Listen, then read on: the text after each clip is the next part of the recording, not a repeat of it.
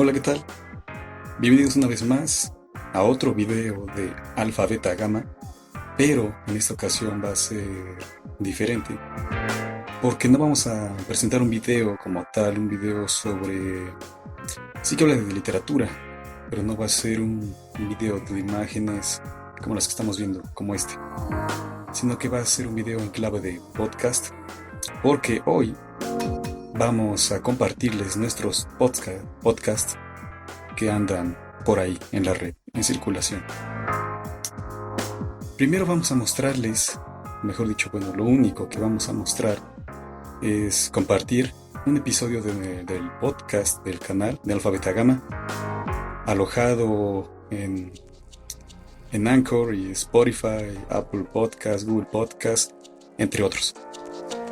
Allí, en esos episodios en el podcast, somos un poco más relajados, hablamos a veces de chistes un poco subidos de tono, damos lectura a historias, como las que van a presenciar acá, a escuchar, mejor dicho, y otros artículos de opinión que generan debate, en fin.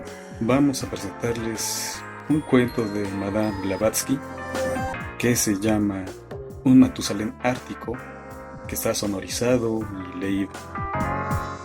De ese tipo ponemos ahí, hablamos de escritores también, si quieren escuchar el podcast. Y la segunda recomendación es que hemos emprendido un proyecto con otros amigos, amantes del terror todos, y hemos abierto también un podcast y alojado el contenido en YouTube, pero en clave de podcast. Y allí nos llamamos Terrores Nocturnos, y lo que hacemos es también narrar historias, musicalizarlas, sonorizarlas, para hacerlo más terrorífico, para que se sienta más la narración. Así que nos gustaría, si les gusta el proyecto, pues apoyarnos en Facebook, like, compartir, ir a YouTube, suscribirse, compartir, comentar, y también escucharnos en plataformas de podcast que también estarán allí en la descripción del video del canal. Si les gusta también, el propósito de hacer esto es que, para hacer comunidad, nos envíen sus historias y nosotros así sonorizarlas, como lo que van a ver si acuden al canal. Así que nos gustaría mucho que participaran, y ya sin más, vamos a escuchar el relato macabro del podcast de Alfa Beta Gamma. Así que vamos allá. Gracias por todo, suscríbanse y hasta pronto. Adiós.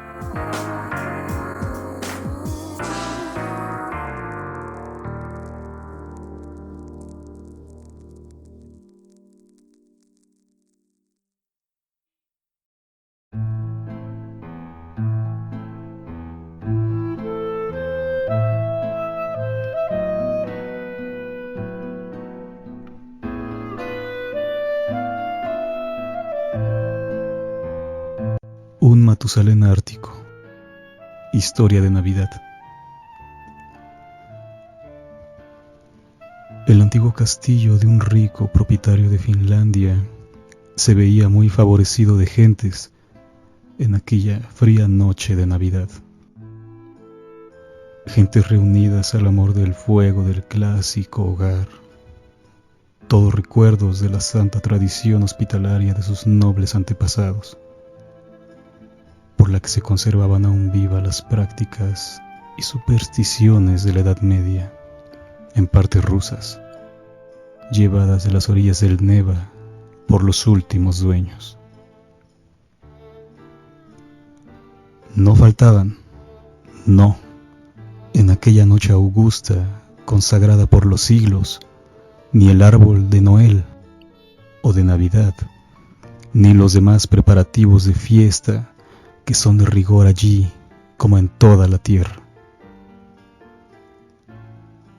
El castillo estaba lleno de tesoros arcaicos, los ceñudos retratos de los antecesores en viejos y carcomidos marcos, toda clase de armas de caballeros en las panoplias y de antiguos vestuarios señoriles en los armarios.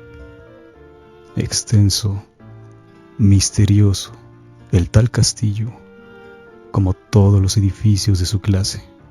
No faltaban en él tampoco antiguos, torreones desportillados y desiertos, baluartes almenados, góticos ventanales, sus sótanos mohosos, obscuros e interminables, no visitados desde hacía quizá docenas de generaciones, y enlazados con cuevas y escapes subterráneos, donde más de un preso había quizá padecido las torturas de alguna vieja venganza, para retornar su espectro, después de muerto aquel de angustia, a pedir justicia contra los vivos.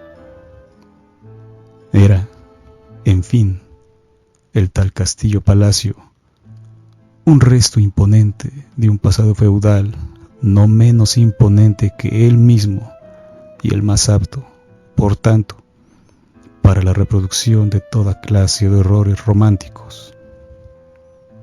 Tranquilícese, sin embargo, el lector, que semejante marco de antiguos horrores no va a jugar papel alguno, como podía esperarse, en esta mi verídica narración. El héroe principal de ella es, por el contrario, un hombre vulgarísimo a quien llamaremos Erkler, o mejor, el doctor Erkler, profesor de medicina, alemán por línea paterna y completamente ruso por su educación, como por su madre. El doctor Erkler era un consumado viajero, por haber acompañado en todas sus empresas a uno de los más famosos exploradores en sus viajes alrededor del mundo. Uno y otro, el doctor y el explorador, habían tenido ocasiones varias de ver cara a cara la muerte y desafiarla intrépidos, ora bajo las nieves polares, ora bajo los tórridos calores del trópico.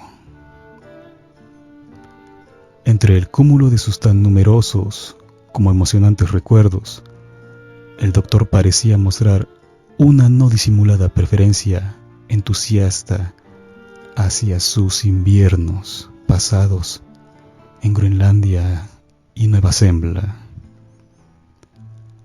más que hacia aquellos otros, por ejemplo, de la Australia, donde, entre otras peripecias graves, estuvieron a punto de morir de sed él y los suyos durante una travesía de 14 horas, sin sombra ni agua.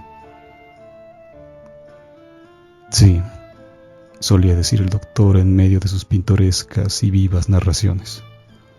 Lo he experimentado todo, excepto eso que, en su ignorancia, llaman lo sobrenatural las gentes supersticiosas. Sin embargo, añadió con trémula y baja voz, hay en mi ya larga vida un suceso sumamente extraordinario. He tropezado una vez con un extraño hombre, rodeado de circunstancias completamente inexplicables, capaces de confundir al más escéptico. Todos los circunstantes sintieron, al oír aquello, el aletazo de la curiosidad, una curiosidad terrorífica, bien adecuada al momento aquel en que el viento silbaba con estrépito y caía la nieve en abundancia, haciendo más inestimable el beneficio de las comodidades de cuantos le escuchaban al doctor en torno del hogar. El sabio continuó de esta manera. En el año de 1878 nos fue forzoso invernar en la costa noroeste de Spitsberg. En nuestra exploración del fugaz verano anterior hacia el polo. Como de costumbre, el propósito de abrirnos un camino hacia el polo ártico fracasó por causa de los icebergs. Y tras vanos esfuerzos tuvimos que rendirnos a la dura fatalidad.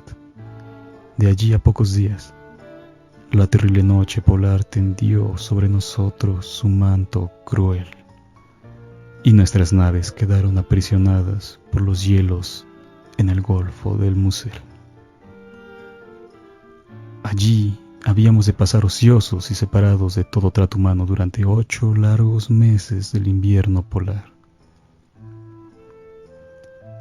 Sentí que mi fuerte voluntad me flaqueaba ante tan negra perspectiva, y más aún en cierta espantosa noche de tempestad en que los torbellinos de ventisca destruyeron nuestros depósitos de provisiones.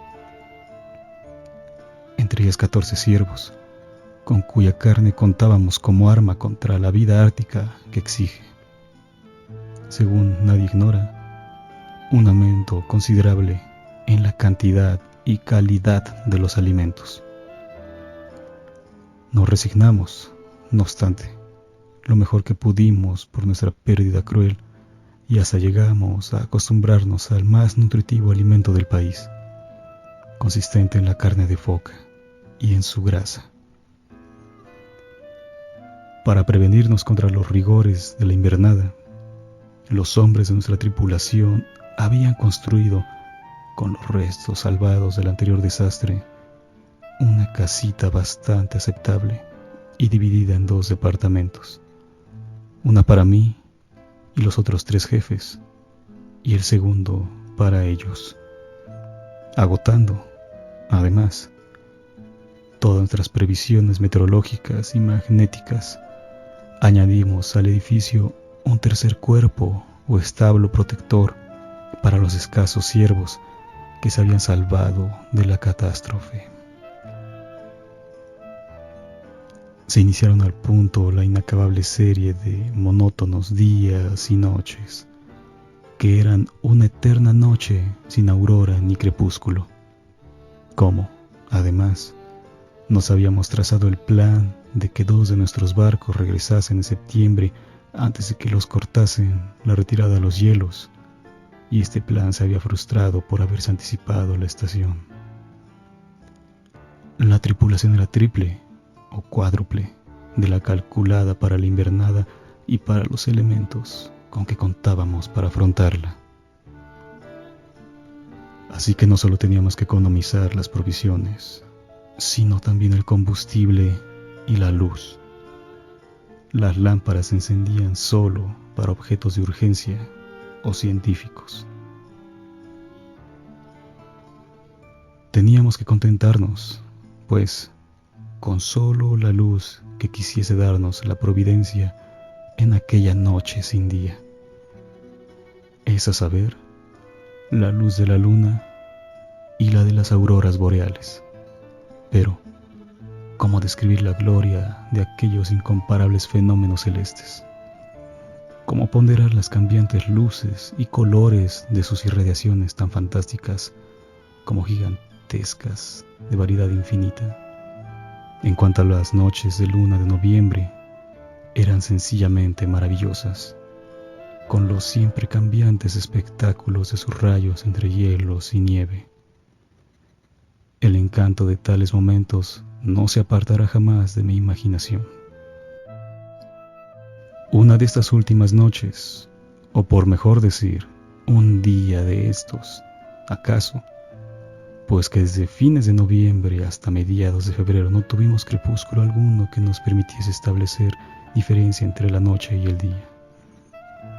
Acertamos a columbrar entre las iraciones de la luna una como mancha obscura que se movía hacia nosotros, remedando más que a un rebaño que por fuerza tenía que ser blanco en aquellas latitudes, a un grupo compacto de hombres trotando hacia el lugar donde nos hallábamos, sobre la planicie nevada. ¿Qué seres humanos podían, sin embargo, ser aquellos? Sí, era ya indudable. Aunque no resistiésemos a dar crédito a nuestros ojos, un pelotón como de 50 hombres se aproximaba rápidamente a nuestra vivienda. Eran 50 cazadores de focas guiados por Matilin, el más famoso veterano de tales empresas peligrosas, y que, como nosotros, habían sido cortados por los hielos en su retirada. Los hicimos entrar, atendiéndolos y obsequiándolos lo mejor que pudimos. Después interrogamos a Matilin: ¿cómo supisteis que estábamos aquí? Nos lo dijo y nos enseñó el camino hasta vuestro albergue. El viejo Johann, contestaron varios, señalando a uno de sus compañeros, un anciano venerable con el cuello más blanco que la misma nieve. Verdaderamente que es asombroso el que un anciano como este se dedique aún a cazar focas en compañía de hombres jóvenes como vosotros, en lugar de aguardar en el rincón de su hogar, al amor de la lumbre, la llegada del último de sus días. Además, ¿cómo acertó a saber nuestra presencia en la solitaria región del Oso Blanco?, dijimos a una. Tanto el buen Matilin como los demás de su grupo sonrieron compasivos ante nuestra ignorancia.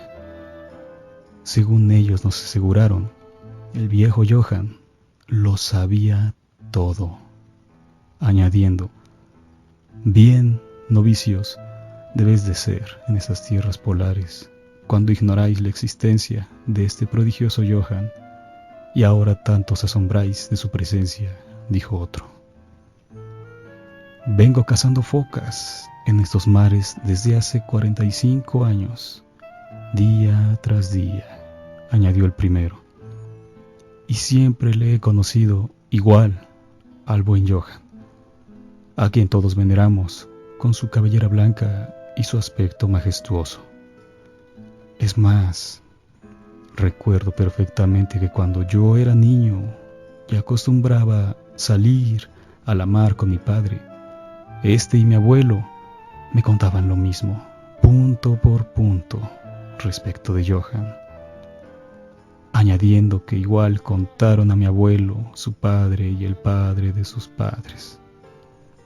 Todos le habían conocido igualmente anciano e imponente, de grandeza, con sus ojos de fuego y su cabellera toda nieve. Según tal cuenta, el buen viejo tiene ya más de 200 años, opuse festivo e incrédulo. Para sacarme de mi escepticismo, varios marineros rodearon al patriarca de la barba y cabellera blanca, importunándole: abuelo querido, ¿tendréis la bondad de decirnos vuestra verdadera edad? Realmente, hijos míos, yo mismo no lo sé, replicó con la más seráfica de las sonrisas. Nunca conté mis años y vivo así el tiempo que Dios me ha decretado en su sabiduría inescrutable. Pero, ¿cómo supisteis que invernábamos aquí?, le interrogué a mi vez. Él me guió, repuso simplemente. Solo sabía lo que sabía. No me atreví a indagar más. Terminó el doctor, coronando su narración con estas palabras, dichas en voz muy baja y como hablando ya consigo mismo. Inexplicable. Absolutamente inexplicable.